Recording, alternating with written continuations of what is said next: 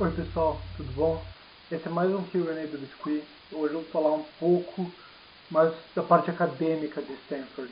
Então eu vou tentar responder algumas coisas em relação a major em Stanford, que são alguns dos requisitos básicos, que a gente tem em core curriculum, esse tipo de coisa. Tá? Bom, eu vou começar falando uma das coisas mais importantes sobre Stanford, que é que a gente funciona no Choir System, ao invés do tradicional Semester System. O que é isso? Bom, ao invés de ter semestres, a gente tem trimestres. São 3 trimestres. Tem desvantagens e vantagens em relação a isso. A maior desvantagem talvez seja que é muito intenso. Né? Então, se você perde uma aula, se você perde uma semana de aula, você perde 10% da matéria. Está ferrado. Né? Outra coisa é que algumas matérias têm, por exemplo, 2 ou 3 midterms, que são provas no meio, além de uma final. Né? Então você vai acabar tendo midterm a cada 2 semanas, 2 semanas e meia, que acaba criando uma intensidade muito grande, assim, né? que é meio pesado. Mas a grande vantagem disso é te dar uma possibilidade de escolher mais aulas no ano. Né? Então, por exemplo, em uma escola que você tem sistema de semestre, você provavelmente vai fazer entre 8 e 10 aulas por ano, no máximo. Em Stanford, em outras escolas que você faz em classe, como a University of Chicago, por exemplo, ou Dartmouth, você vai fazer geralmente entre 12 e 15 aulas no ano, o que é bem legal. Te dá uma oportunidade de explorar várias áreas diferentes. Né? Bom, além disso, o que é importante falar de Stanford é em relação ao nosso core curriculum ou a falta de um core curriculum. Né? Stanford não tem um core curriculum como, por exemplo, Columbia, mas não é tão livre, tão liberal como Brown, por exemplo. Brown University, né? Stanford fica um pouco no meio termo, mais pro lado liberal. Né? Então, uma das coisas que Stanford tenta fazer é seguir a risca, ou o máximo possível, o nosso lema, que é o sopro da liberdade. Não, a liberdade sopra, alguma coisa assim. Die Luft der Freiheit weht. Não pergunte porque é alemão, outra história. Mas é mais ou menos o vento da liberdade sopra. Né? Então, a gente tem bastante liberdade na escolha de aulas. Só tem algumas coisas que são obrigatórias de fazer. Tem um curso chamado Thinking Matters, que é mais ou menos uma. São 8 cursos, são 6 cursos, dos quais você escolhe um para fazer no seu freshman year, né? Que é mais ou menos uma aula de filosofia, é uma aula de humanidades em geral, né? Que tenta desenvolver, fazer o aluno pensar sobre o mundo que ele mora, sobre filosofar um pouco sobre os aspectos da nossa vida, esse tipo de coisa. Né? Além disso, você tem que fazer 2 aulas de Power, que é Program in Writing and Rhetoric. Então, basicamente, a primeira aula, o Power 1, que é no freshman year, no primeiro ano, é uma aula de escrita, então uma aula de uma redação. Então, no final, de redação científica. Então, no final da aula, você vai escrever um papel científico, né? Então, uma pesquisa de mais ou menos 15 páginas nos modelos científicos mesmo, de pesquisa. Né? E no segundo ano você faz o Power 2, que é foco em retórica. Né? Então, aí fala em desenvolver a parte de comunicação oral. Né? Que é uma aula, acabam sendo aulas legais, né? São aulas bem interessantes.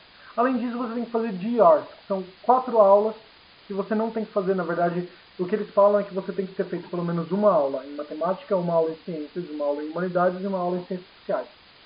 Naturalmente, a grande maioria dos alunos já faz, sem pensar nos GRs. Né? Então, por exemplo, se você fez uma aula de matemática, você já matou.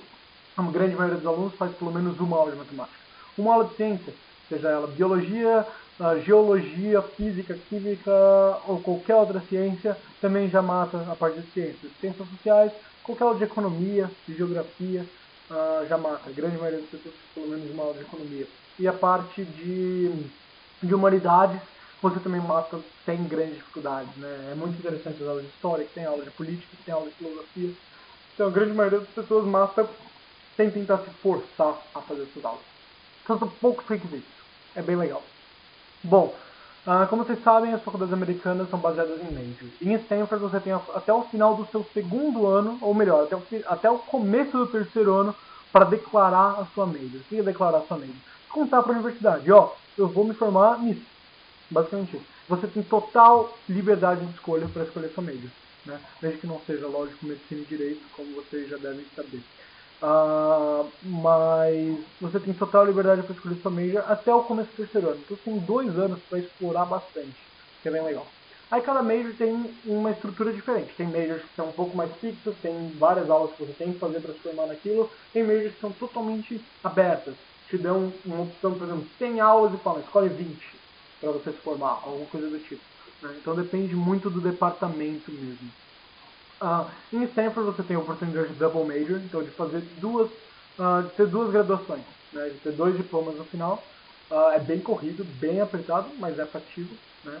Bastante gente faz, não bastante, mas tem uma porcentagem de 10 a 15% dos alunos fazem. Além disso, você pode fazer uma minor. O que é uma minor? É um, é um grupo de aulas, geralmente entre 5 e 10 aulas em uma matéria, em um outro campo, em outro departamento, para ter um mini diploma. Como se fosse assim, eu sei o básico de filosofia, por exemplo, se você quer fazer uma minor em philosophy. Eu sei o básico de economia, se você quer fazer o básico de economia. Né? O que é legal.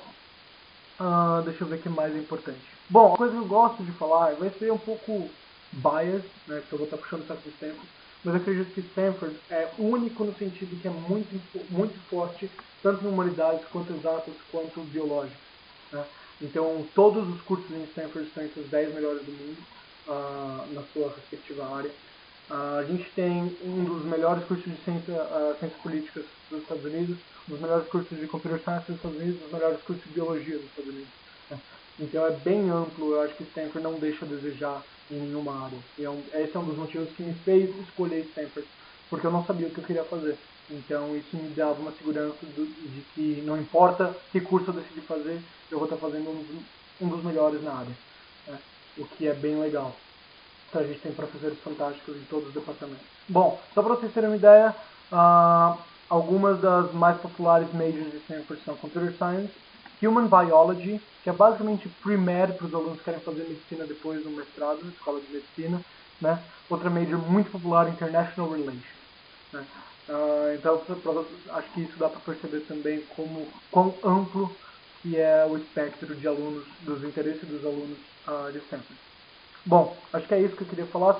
Mais uma vez, se vocês tiverem perguntas, por favor, façam no comentário e eu vou fazer meu máximo para tentar respondê-las.